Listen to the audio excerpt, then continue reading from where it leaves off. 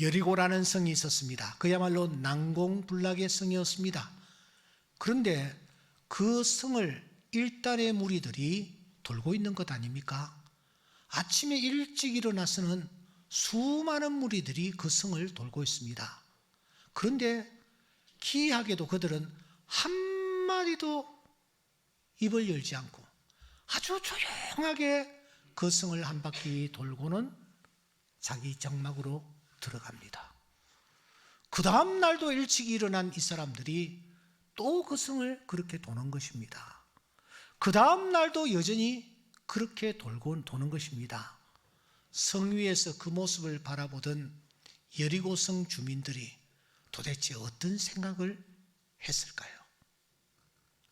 한 남루한 사람이 길을 걸어가고 있습니다.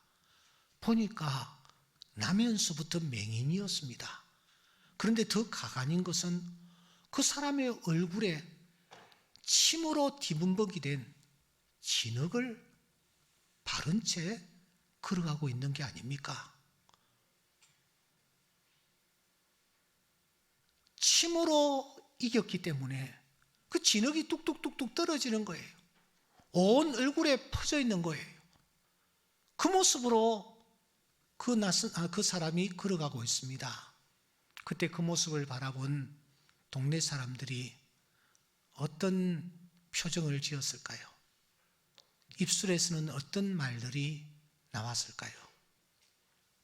황중성 장군이라고 있습니다. 3스타 삼성 장군입니다.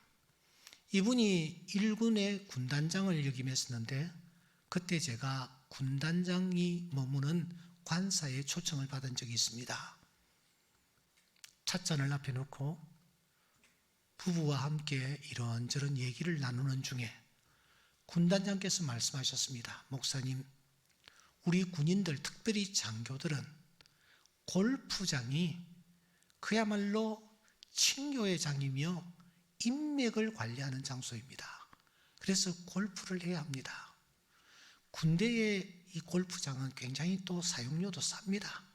그래서 주말이라든지 특별히 일요일 날이면은 그 골프장에 가서 교제도 나누고 또 친분도 쌓고 인맥도 쌓고 그렇게 합니다. 그런데 저는 오늘에 이르기까지 단 한 번도 골프장에 가본 적이 없습니다. 다른 이유 때문이 아니라 주일 때문입니다. 주일은 하나님께 예배하는 날이요. 예배를 마치고 나면 주일학교 아이들을 가르치는 것이 저에게 주어진 사명이라고 생각하기 때문에 저는 골프장에 갈 수가 없었습니다.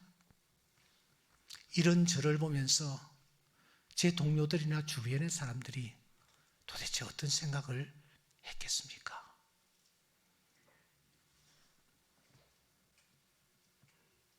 여러분, 예수님이 나타나셔서 걸어가실 때에 사람들의 반응은 어떠했습니까? 요한복음 7장 21절에 보시면 사람들이 이상하게 생각했다 그렇게 말씀합니다. 예수님이 일을 하시든지 예수님이 걸어가시면 사람들이 저 사람 이상하다 그렇게 보았다라는 것입니다. 예수님을 이상하게 보았다면 그 예수님의 뒤를 따라가는 오늘 우리를 향하여 세상 사람들은 어떤 시선으로 보아야 마땅하며 정상이겠습니까? 예수님을 따랐던 바울을 향하여 사람들은 바울아 내가 미쳤도다 이런 반응까지 보였는데 오늘 우리를 향하여는 도대체 어떤 반응을 보이고 있느냐 하는 것입니다.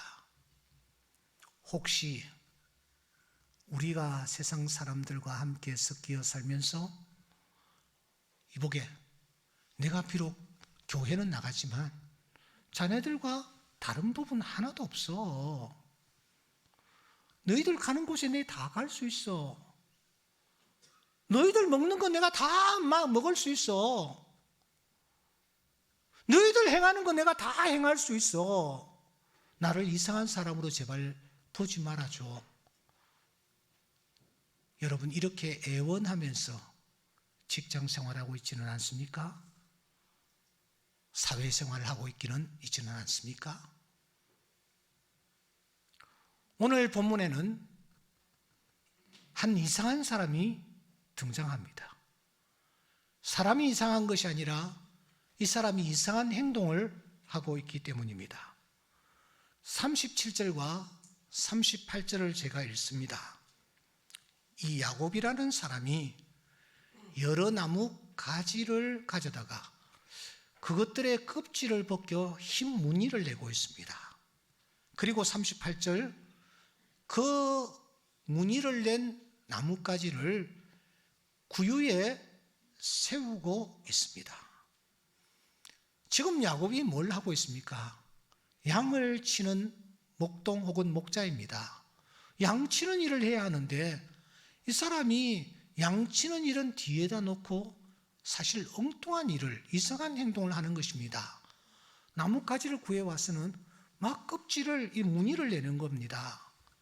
그리고 무늬를 낸 나뭇가지를 그가 물구유에 세우고 있는 것입니다. 그러므로 이 행동은 당시 목자들의 통상적인 행동은 절대 아닙니다. 때문에 다른 목자들이 야곱의 이 모습을 보면서 어떤 생각을 했겠습니까? 저 친구 정말 이상하다. 아니, 목자로서 양은 안 치고 왜 저렇게 엉뚱한 행동을 하고 있지?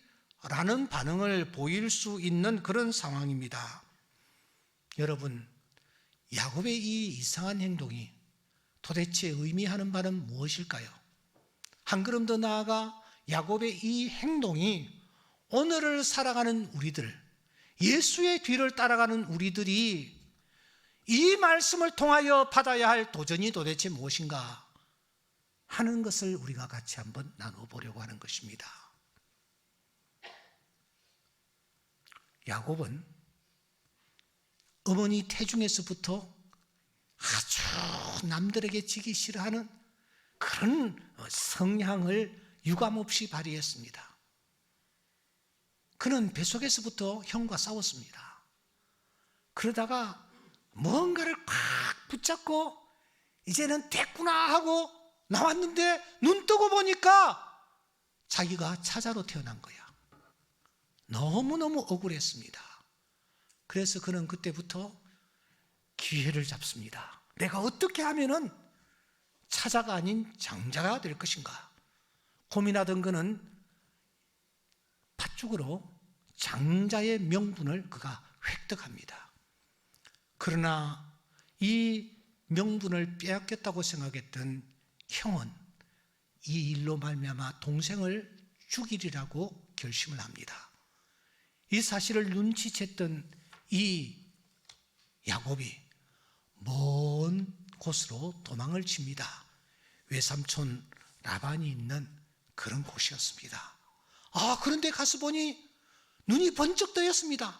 너무너무 예쁜 처녀가 눈앞에 나타난 것입니다. 알고 보니까 바로 외삼촌 라반의 딸 라헬이었습니다. 그는 눈이 번쩍 뜨였습니다.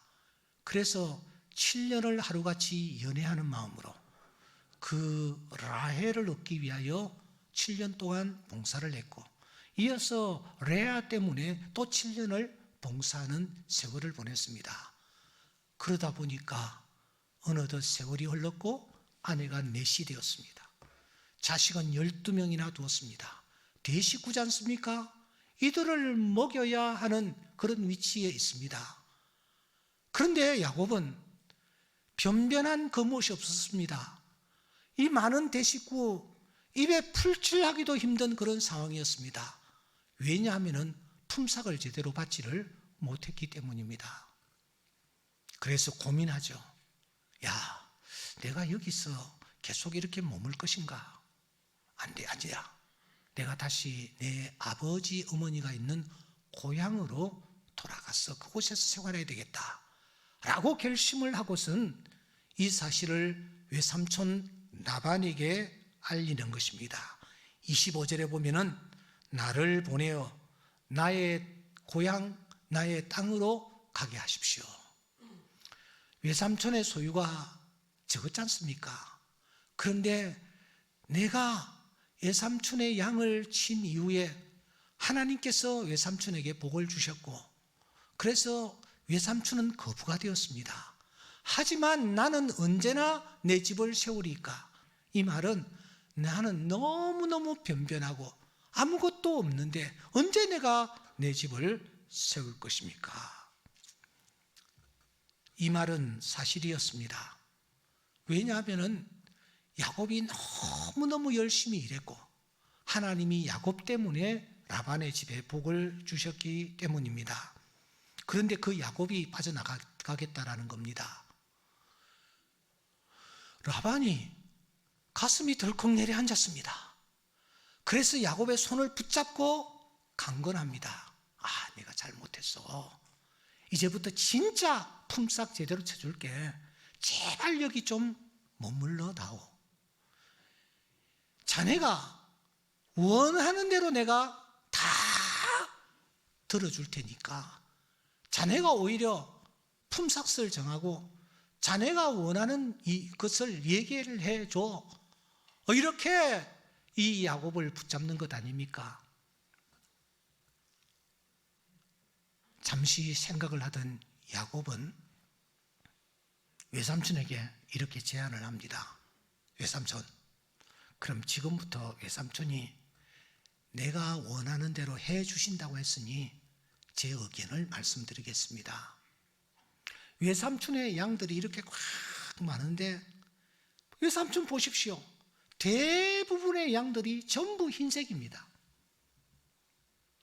저기 아롱진 것, 점 있는 것, 뭐 이렇게 몇 마리 보이기는 하지만 전부 흰색이지 않습니까? 그렇지. 외삼촌, 앞으로 이 시간 이후부터 흰놈이 태어나면 전부 외삼촌 소유로 하고, 어쩌다가 알록달록한 놈, 점 있는 놈이 태어날 수 있는데 그때는 그 알록달록한 놈과 점 있는 놈은 제 품삯으로 쳐줄 수 있겠습니까? 라반이 속으로 쾌재를 불렀습니다. 세상에 이런 여러분 장사가 어디에 있습니까?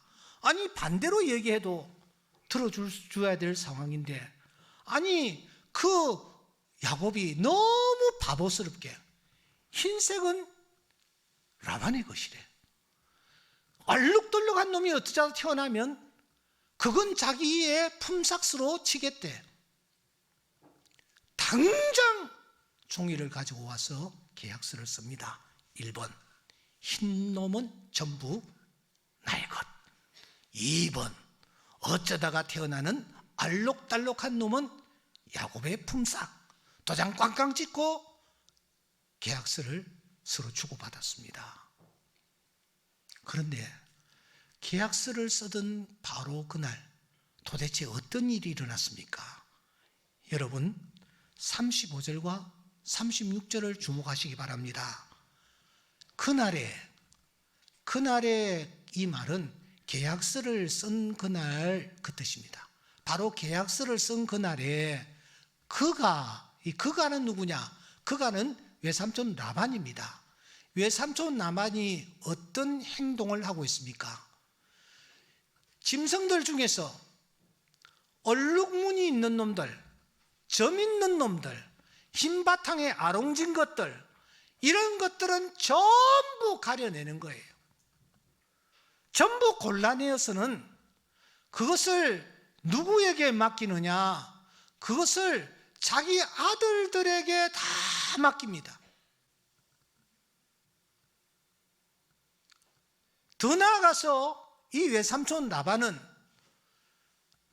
자기 아들들에게 맡긴 그 알록진 것, 점 있는 것, 이 모든 것을 사흘길 떡에 보내버립니다. 이 사흘길은 여기서 대전 정도의 거리일까요?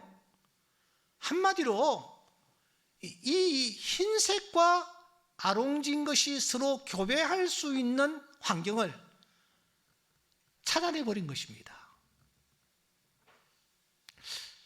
그러면 여러분, 야곱의 손에는, 수중에는 어떤 색깔만 있습니까? 임경혜 권사님, 잘 따라왔는지 모르겠는데 다시 내가 설명할게요. 아롱진 것, 점 있는 것, 그리고 뭐 얼룩덜룩한 것들은 다 골라가지고 저쪽에 보내버렸어. 지금 남아있는 색깔은 무슨 색깔이 이게? 예, 흰색밖에 없습니다. 흰색입니다. 야곱은 어떤 색깔이 태어나야 자기의 품삯이 되는 것입니까? 알록달록한 흰색 아닌 게 태어나야 그게 내 품삯이 되는 겁니다. 그런데 야곱의 지금 수중에는 어떤 색깔만 지금 남아 있습니까? 흰색만 남아 있는 것입니다. 그리고 흰색과 알록달록한 놈이 서로 교배할 수 있는 여건은 원천적으로 차단이 되어 있는 것입니다. 이런 상황 속에서 여러분 같으면 어떤 반응을 보이겠습니까? 내가 만일 야곱이라면 나는 어떤 반응을 보이겠느냐라는 거예요. 저는 이 본문 앞에서 한참 생각했습니다. 내가 만일 야곱이라면 나는 이 상황에서 라반을 향하여 어떤 반응을 보였을까? 아마 저는 삿대질을 했을 것 같아. 소리 지르었을 것 같아. 외삼촌, 이렇게 하는 법이 어디 있습니까? 이런 부당한 처사가 어디에 있습니까? 내가 양보하고 또 양보하여서 흰색은 외삼촌 것이 되고 얼룩진 한 놈 태어나면 그건 내 품삯으로 내가 치겠다고 했는데 그 알록달록한 놈들을 전부 다 골라서 가져가 버렸으니 도대체 이런 부당한 방법이 어디에 있느냐고. 나 떠나겠다고, 나 고향 떠나겠다고, 나 잡지 말라고 이렇게 화를 내면서 아마 떠나갔을 것 같아요. 그런데 놀라운 사실입니다. 그런 여건에서 야곱은 어떤 태도를 취하고 있느냐 하는 겁니다. 여러분 36절을 주목하시기 바랍니다. 그리고 연필 있는 분들은 꼭 언더라인을 하십시오. 36절 하반절에 다 같이 한번 읽어볼까요? 시작. 야곱은 라반의 남은 양떼를 치니라. 제가 좀 더 정확하게 확인하기 위해서 가로를 넣고 흰색이라고 넣었습니다. 지금 야곱의 수중에는 흰색밖에 없습니다. 그 흰색 양떼를 어떻게 한다고요? 치더라는 겁니다. 한마디도 불평하지 않습니다. 불만을 토론하지 않습니다. 야곱이 남은 양떼를 치고 있는 것입니다. 그래서 저는 이 본문 앞에서 잠시 멍했습니다. 어떻게 이렇게 부당한 대우와 조건 앞에서 그 어떤 말도 하지 않고 조용하게 그냥 그 남은 양떼 흰색을 치고 있느냐라는 것입니다.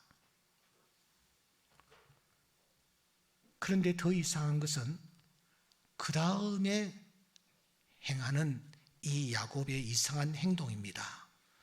여러분 37절과 38절을 다시 보시기 바랍니다. 남은 양떼를 칩니다. 치면서 야곱이 어떻게 합니까? 37절과 38절에 보면은 그가 나무들을 가지고 와가지고 껍질을 벗기는데 오늘 성경은 아주 우리에게 아주 신경을 쓰게 만듭니다. 무늬를 냈다. 그러니까 껍질을 그냥 획 벗은 것이 아니라 무늬를 내는 거예요. 무늬. 보기 좋게 알록달록하게 크게 작게 길게 동그랗게 무늬를 지금 내는 거예요. 무늬를 내고 난 뒤에 그가 무엇을 하느냐? 그 무늬를 낸 나뭇가지를 물구유에 가지고 와서 세웠다. 그렇게 표현하고 있습니다. 무늬를 만들었고 무늬를 만든 나뭇가지를 물구유에다가 세웠다.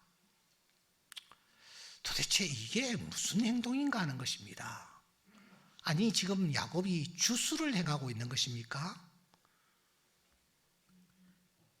그래서 이 부분이 무척 난해합니다. 저는 그래서 접할 수 있는 책들을 다 접해 보았습니다마는 속 시원한 해답을 발견하지를 못했습니다. 거의 대부분이 본문을 적당하게 그냥 스치고 지나갈 뿐이었습니다. 하지만 그 중에서 한 3가지 정도 눈에 띄는 견해가 있기는 했습니다. 그 첫째는 야곱의 이러한 행동을 평가절하하며 비방하는 그런 입장이었습니다.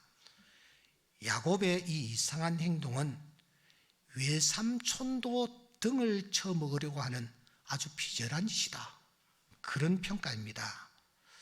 하지만 이 학자는 왜 이 야곱의 행동이 비열하며 등쳐먹는 그런 행동인지에 대한 근거는 그가 제시하지 않고 있습니다.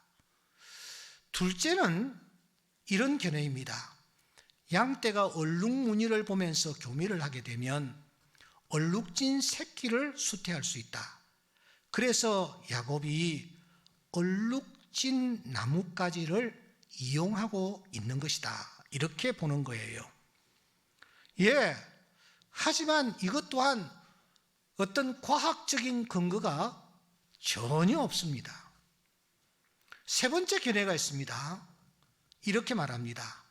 이 나무들은 유독성 물질이 있기 때문에 그 껍질을 벗겨 물가에 세워놓았을 때에 그 물을 마신 짐승들의 배란이나 발정을 촉진시킬 수도 있었다 하는 그런 입장입니다.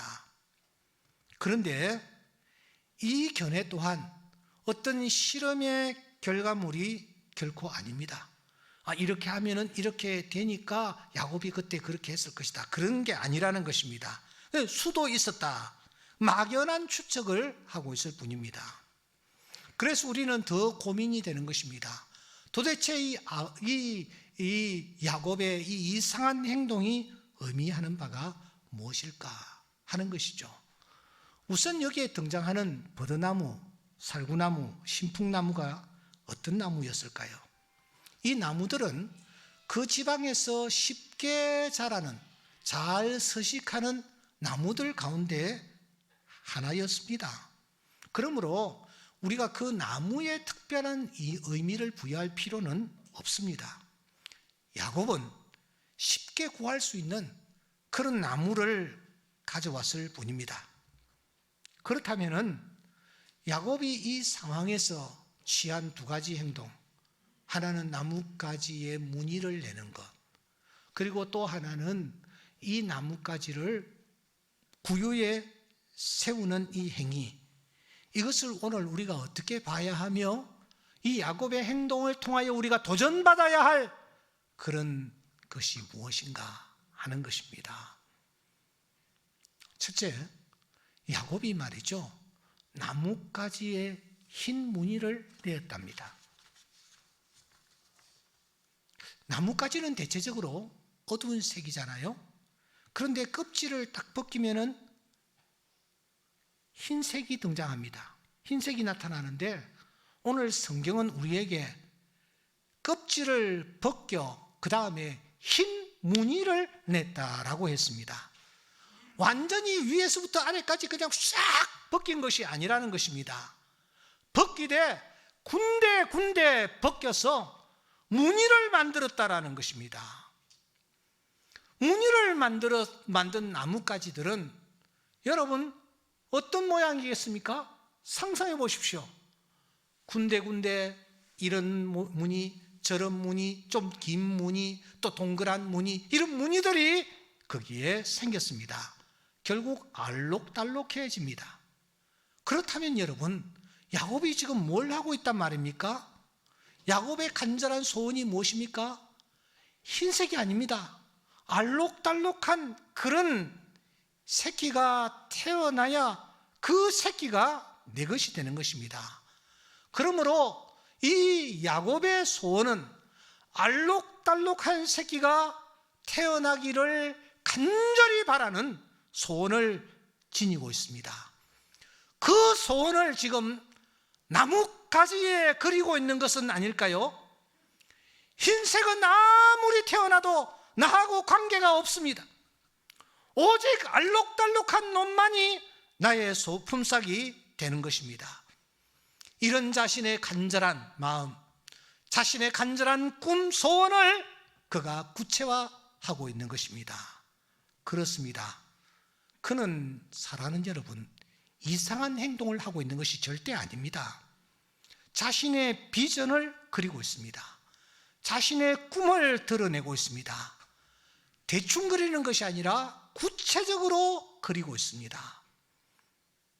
제가 오늘 그림을 하나 가지고 나왔습니다. 이 그림은 밀레의 만종보다 훨씬 더 가치 있는 것입니다.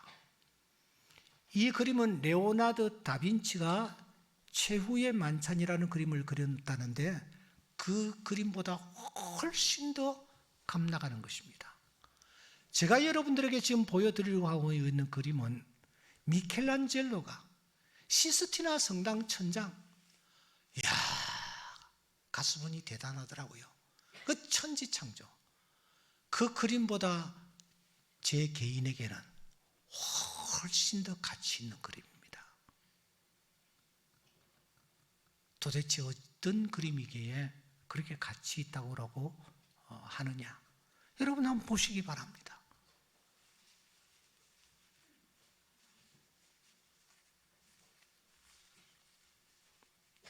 제가 여러분들에게 보여드리는 이 그림은 바로 저것입니다. 저 그림은 제 개인에게 있어서는 만종보다도, 최후의 만찬보다도, 천지창조보다도 더 소중한 그림입니다. 저 그림의 안에는 이런 내용이 담겨져 있습니다. 흉정 2020 비전. 제가 언제 그렸느냐? 1999년 6월 6일, 지금부터 22년 전입니다. 그때 저는 저 그림을 그렸습니다. 그런데 그때 제가 처한 여건과 환경은 참으로 힘들고 어려웠습니다. 캄캄했습니다. 앞에 보이지를 않았습니다. 어떤 그림을 그릴 수 있는 상황조차 되지 않았습니다. 울면서 한 기도원에 엎드렸죠. 비가 억수같이 쏟아지는 밤이었습니다. 산에 올라가 나무 뿌리를 붙잡고 엎드리고 있는데 성령께서 저에게 찾아오셨고 저에게 조용히 말씀하셨습니다. 너 그리라. 한번 그려보라. 그 말씀을 듣고 저는 숙소로 급히 돌아와 제가 그림을 그리기 시작했습니다. 그때 그렸던 그림이 바로 충정 2020 비전이라는 그런 제목의 그림입니다. 20수년이 지났습니다. 하나님께서 그리는 대로 은혜를 베풀어 주셨고 그리는 대로 채워주셨고 하나님께서 그리는 대로 이루어 주셨습니다. 하나님이 나에게 그리라고 하시는 대로 그렸고 그리는 대로 하나님은 나에게 은혜를 베풀어 주셨습니다. 사랑하는 여러분, 여러분들이 이 말씀을 마음에 꼭 담고 가시기 바랍니다. 요한복음 15장 7절 말씀입니다. 너희가 내 안에 거하고 내 말이 너희 안에 거하면 무엇이든지 원하는 대로 구하라. 그리하면 이루리라. 따라해 보십시다. 무엇이든지 원하는 대로 구하라. 그리하면 이루리라. 이것이 주님의 말씀임을 믿습니까? 믿는다면 다시 한번 선포합시다.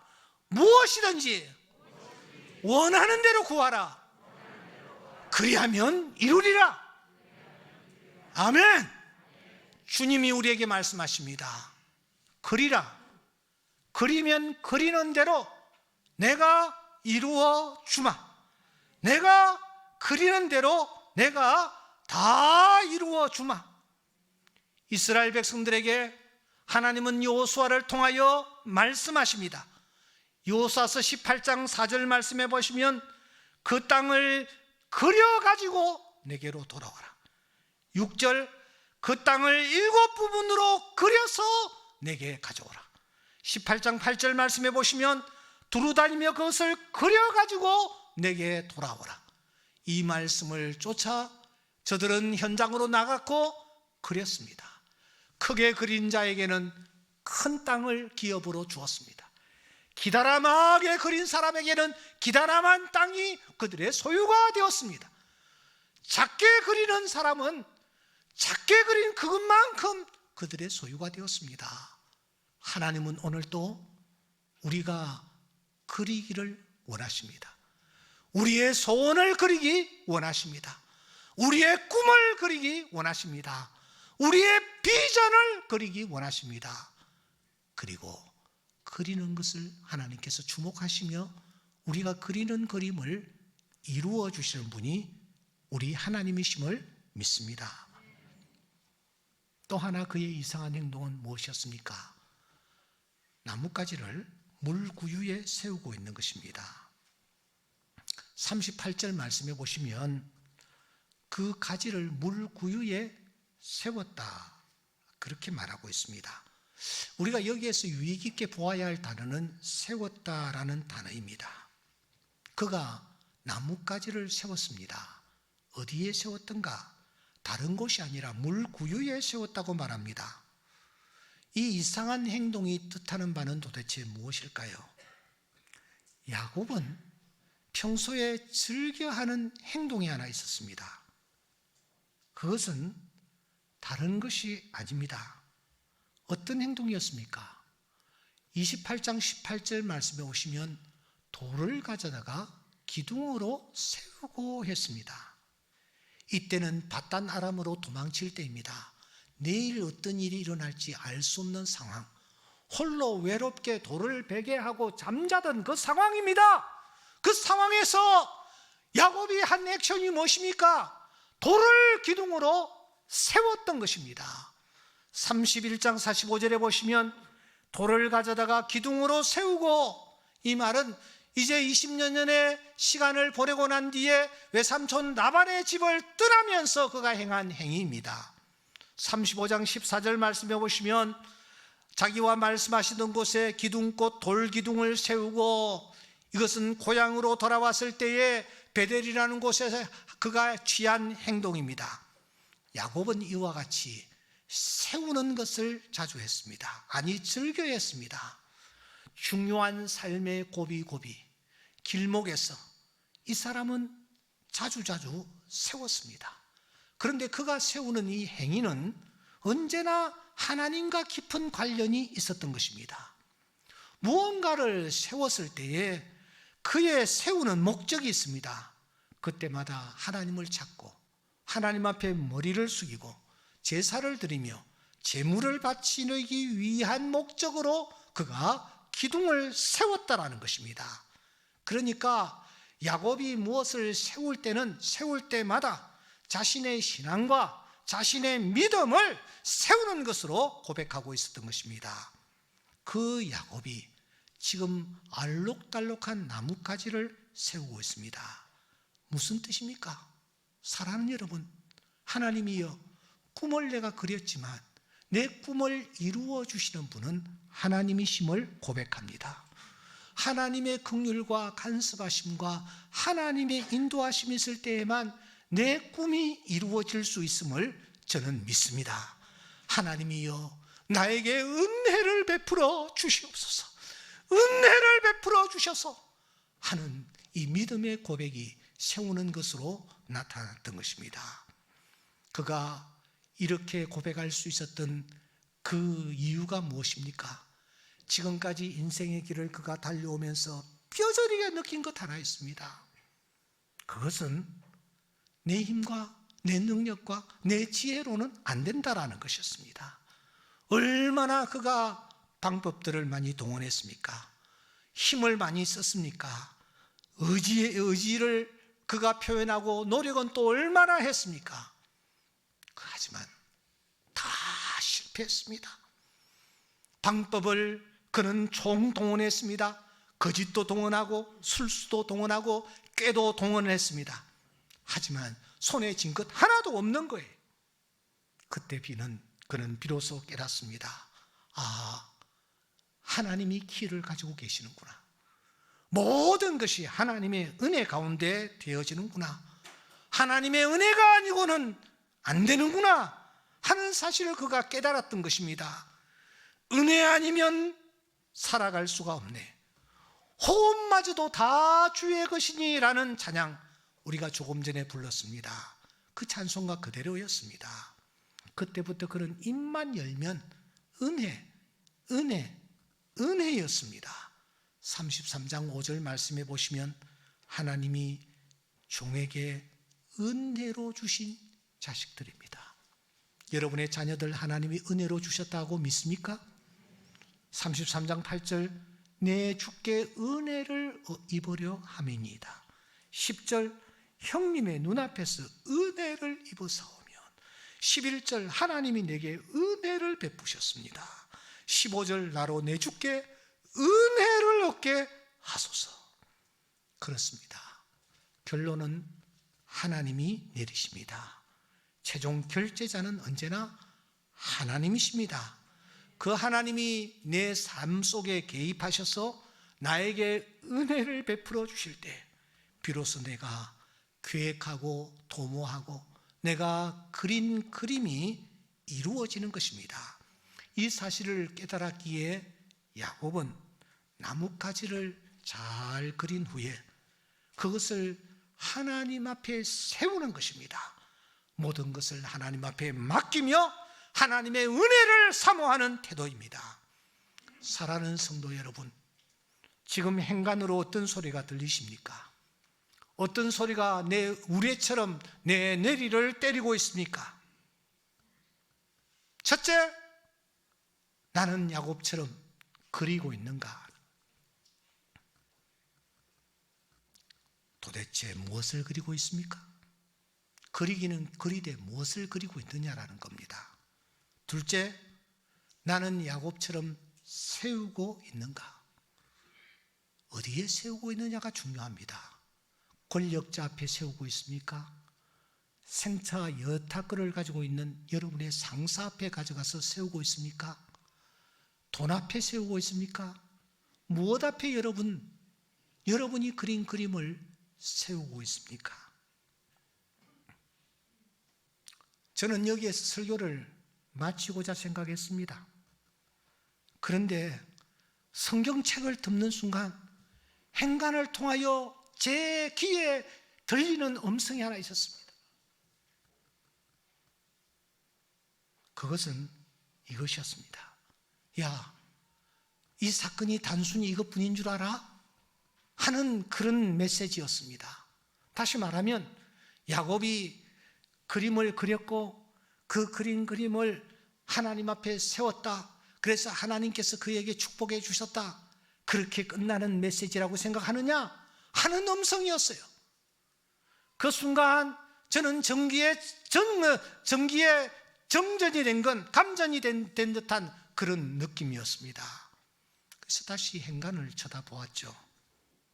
다시 행간을 뚫어지게 살폈습니다. 그때 세워졌던 나뭇가지를 주목했단 말입니다.